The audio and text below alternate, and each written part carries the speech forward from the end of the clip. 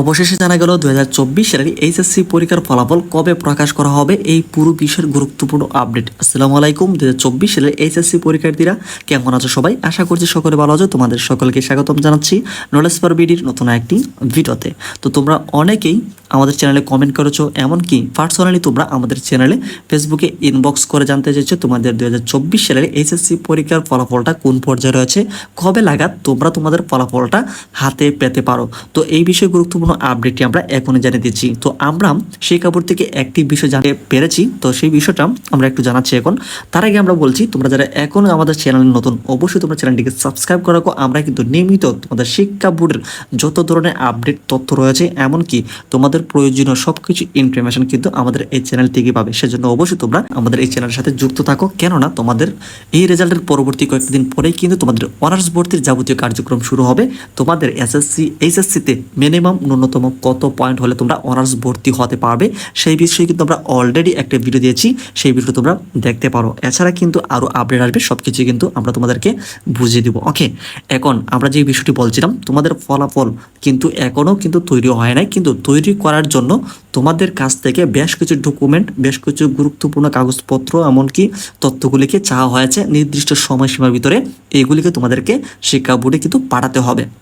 তো তোমরা পাঠাবে না, তোমরা কলেজে দিবে।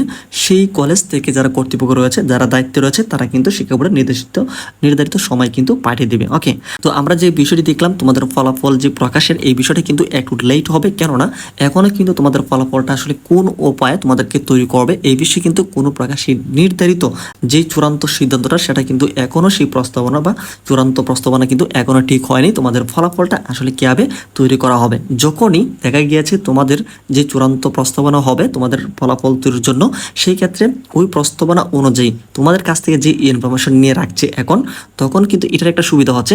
এখন দেখা গেছে শিক্ষা বোর্ড কিন্তু তোমাদের কাছ থেকে এই তথ্যগুলো নিয়ে রাখছে তোমাদের প্রত্যেকটা শিক্ষার্থীর, সেই ক্ষেত্রে তোমাদের ফলাফলটা একটু তাড়াতাড়ি করার ক্ষেত্রে কিন্তু একটা সুবিধা পাচ্ছে। যখনই প্রস্তাবনাটা ঠিক হবে, তখনই কিন্তু দেখা গেছে তোমাদের এই যে তথ্যের ভিত্তিতে তোমাদের ফলাফলটা কিন্তু তৈরি করবে।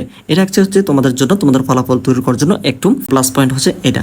তো আমরা এ যাবৎ একটি গুরুত্বপূর্ণ আপডেট পেয়েছি। তোমাদের যে ফলাফল তৈরির জন্য যে প্রস্তাবনাটা, অর্থাৎ চূড়ান্ত যে সিদ্ধান্তটা হবে তোমাদের ফলাফল তৈরির জন্য, সেই প্রস্তাবনাটা মূলত 10 থেকে 15 তারিখের মধ্যে তারা কিন্তু একটা বৈঠকের মাধ্যমে তারা কিন্তু একটা সিলেকশন করবে। তোমাদের ফলাফলটা কোন উপায়ে হবে সেই প্রস্তাবনা কিন্তু তারা চূড়ান্ত হবে সিদ্ধান্ত করবে। এই ক্ষেত্রে যদি দেখা যায় যে 15 তারিখে যদি তোমাদের যে প্রস্তাবনাটা যদি ঠিক হয়, তার পরবর্তী 40 দিনের মধ্যেই কিন্তু শিক্ষা বোর্ড বলেছে তোমাদের ফলাফলটা দিয়ে দিবে। তো এখান থেকে 15 তারিখ থেকে পরবর্তী মাস দেখে গিয়েছে অক্টোবরের, এখানে প্রায় তোমরা 25 থেকে, অর্থাৎ অক্টোবরের শেষের দিকে কিন্তু সেটা যদি 10 থেকে 15 তারিখের মধ্যে সেই প্রস্তাবনাটা চূড়ান্ত হবে হয়, সেই ক্ষেত্রে দেখা গেছে অক্টোবর মাসের 20-25 তারিখে বা অক্টোবর শেষের দিকে কিন্তু তোমাদের 2024 সালের এইচএসসি পরীক্ষার ফলাফলটা কিন্তু তোমরা পেয়ে যাচ্ছ।